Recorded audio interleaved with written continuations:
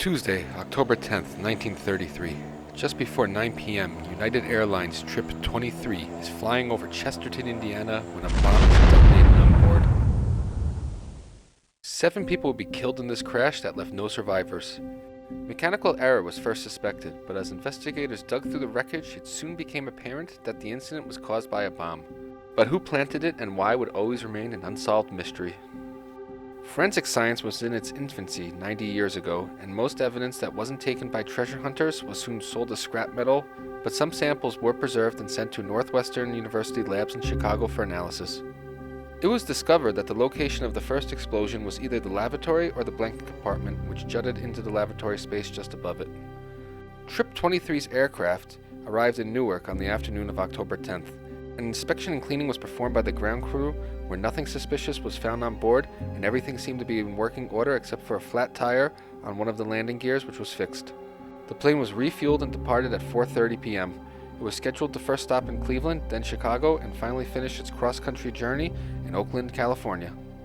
At Newark, only 2 passengers boarded the plane that could seat up to 10 travelers.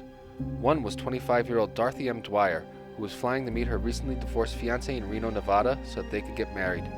She was supposed to be on an earlier flight, but missed it due to car troubles. The second passenger was Emil Smith of Chicago. Smith was a former Army soldier who owned and operated a grocery store with his aunt until 1930 when they sold it. He was unemployed at the time, but seemed to be financially comfortable. He enjoyed spending his time shooting guns and hunting. Mr. Smith arrived at the airfield and was witnessed drinking from a liquor bottle. Ground staff informed him that alcohol was not permitted, but he was allowed to check the open bottle into his suitcase. He then removed a package from his bag that was wrapped in paper. Witnesses describe it as being about 1 foot long and 5 inches in diameter. He took this package aboard the plane with him. The plane landed in Cleveland just after 7 p.m. Here, a new pilot, Captain Tarrant, took on the duties of this flight. His co-pilot was A.T. Ruby and the stewardess was Alice Schreibner. In addition to Mr. Smith and Miss Dwyer, 2 more passengers joined the flight.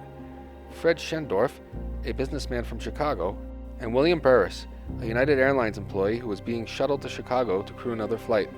The flight was 15 minutes behind schedule when it exploded just minutes outside of Chicago. Once it had been established that a bomb had brought down the plane, the FBI needed to solve who brought it on board, when did they do it, and why.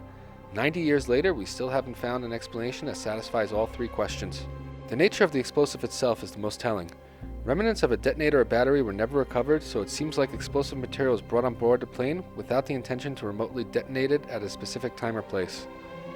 There was much speculation at the time that the bombing was gangland related, with the intention to murder a U.S. attorney who was known to fly with this airline.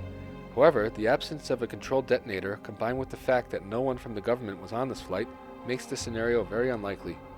There was also speculation that it could have been sabotaged by airline workers against the management due to labor issues. But this idea was rejected by all employees of the airline at all levels.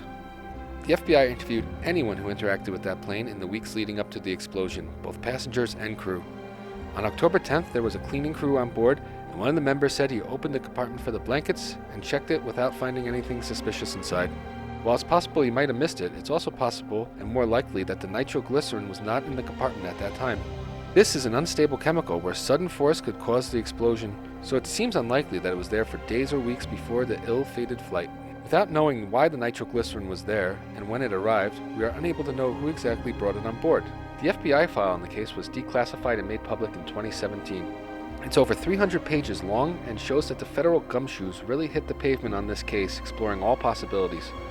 One possibility they explored from the beginning was that Mr. Smith's mysterious package was the source of the explosion.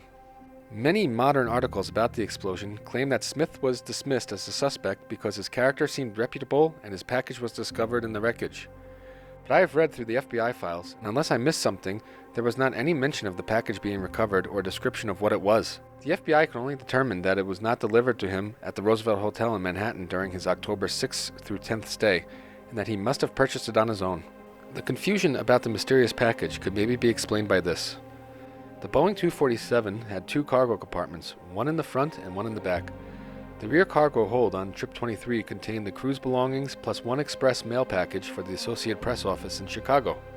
This package was recovered in the wreckage, and it turned out to be photos.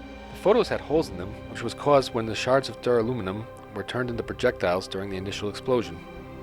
There might be missing pages from the FBI files in regards to Mr. Smith. For starters, his family claimed that he left Chicago to go to New York to attend the World Series about 2 weeks before the crash, but the FBI could only account for his time in New York beginning on October 6. There doesn't seem to be anything in the file to show where he was in the days before that, nor is there any confirmation that he did attend the World Series or a day-by-day breakdown of his activities. The FBI also tried to eliminate the possibility that Mr. Smith could have purchased the explosives on his trip.